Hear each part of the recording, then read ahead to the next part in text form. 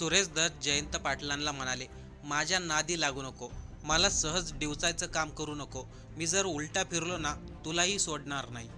पण मेन मुद्दा असा आहे, सुरेश दत्त जयंत पाटलांवरती एवढे का भडकले, नेमकं असं काय झालंय तेच आपण या व्हिडिओमधून जाणून घेऊ. महाराष्ट्राच्या राजकारणामध्ये आरोप प्रत्यारोप हे काय आपल्यासाठी नवीन नाहीये, पण काही वेळा अशा घटना घडतात ज्याचा आपण विचारही करत नाही. आता जयंत पाटील सुरेश दस यांचे वाद होतील याचा कोणी विचारही केला नव्हता.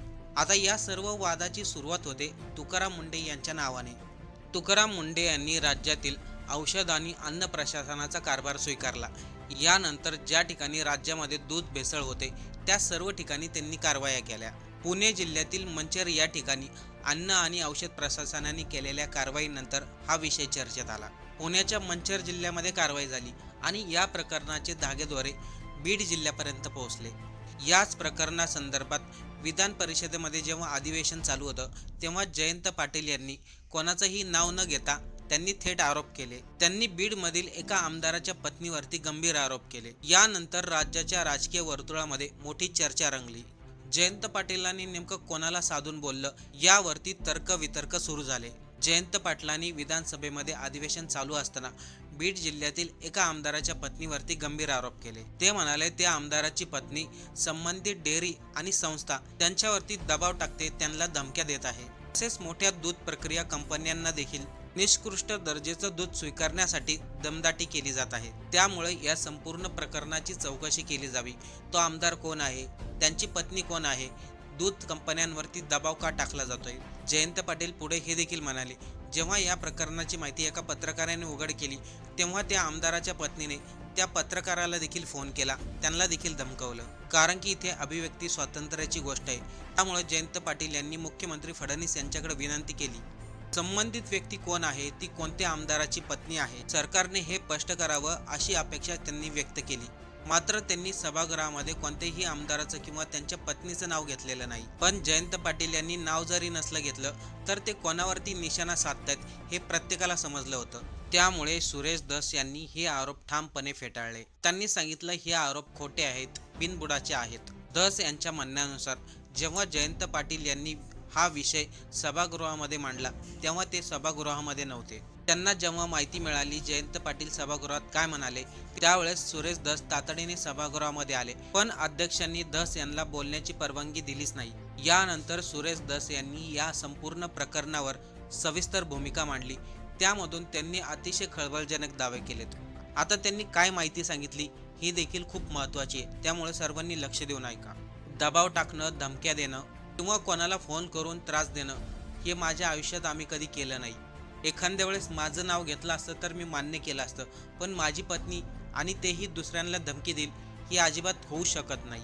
जयंत पाटलांनी सभागृहामध्ये ज्या प्लॅन्टचं नाव घेतलं, सुरेश दस म्हणतात त्या प्लॅन्टकडे गेल्या 15 वर्षामध्ये आमचं 1 लिटरसुद्धा दूध गेलं नाही.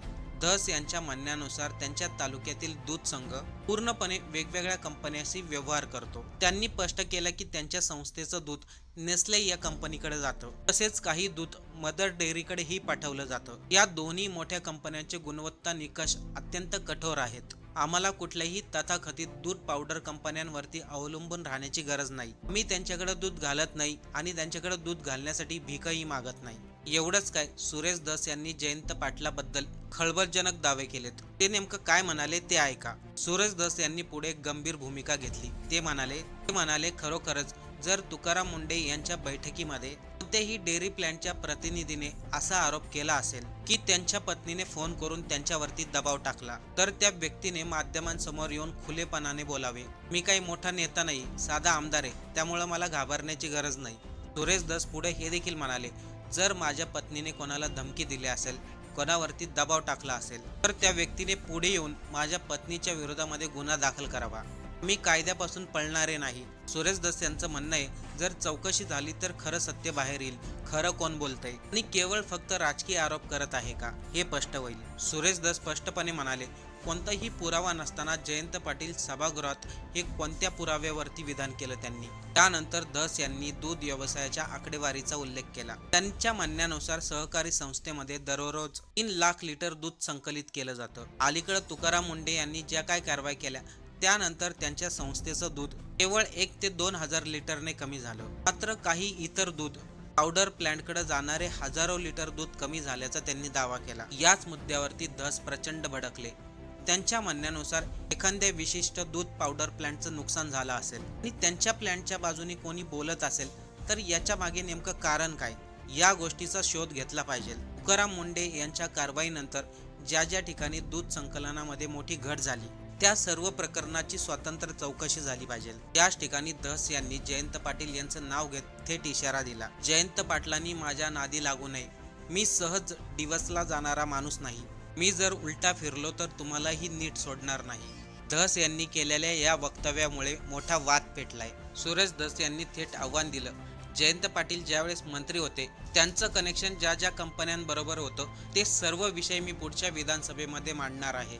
ज्यावेळेस महाविकास आघाडीचं सरकार होतं त्यावेळेस जिओ टँगिंग संदर्भामध्ये शासनाने निर्णय काढला होता. त्या निर्णयाच्या अंमलबजावणीच्या दरम्यान मोठ्या प्रमाणावरती गैरव्यवहार झाल्याचा दावा धस यांनी केला. त्याशिवाय त्यांनी महालक्ष्मी संस्थेचाही उल्लेख केला. त्या संस्थेची नोंदणी कोणाच्या नावावर आहे, त्याच्यामध्ये कोणाचा हिस्सा आहे, संचालक कोण आहे आणि तिचे संबंध प्रत्यक्षात कोणाशी आहे, याबद्दल सर्व सविस्तर माहिती ते पुढच्या विधानसभेमध्ये मांडणार आहेत. धस यांनी एका गोष्टीवर मात्र भर दिला. ते म्हणाले, सत्य जर बाहेर आणायचं असेल तर चौकशी हा एकमेव मार्ग आहे. मी जयंत पाटलांवरती आरोप करणार, ते माझ्यावरती आरोप करणार, याच्यामधून कोणताही निष्कर्ष निघत नाही. चौकशी झाल्यानंतर सत्य बाहेर येईल. त्यानंतर समजेल कोण बरोबर कोण चुकीचं.